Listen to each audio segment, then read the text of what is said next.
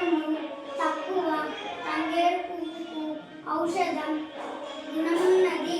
పసుపు వర్ణపు తంగేడు పువ్వు తెలంగాణ రాష్ట్ర చిహ్నంలో పుష్పమైన అలంకరించబడింది.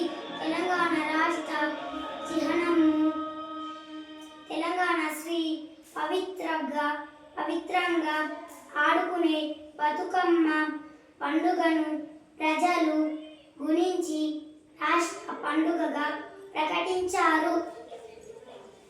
My name is R. Bhavya Nusri.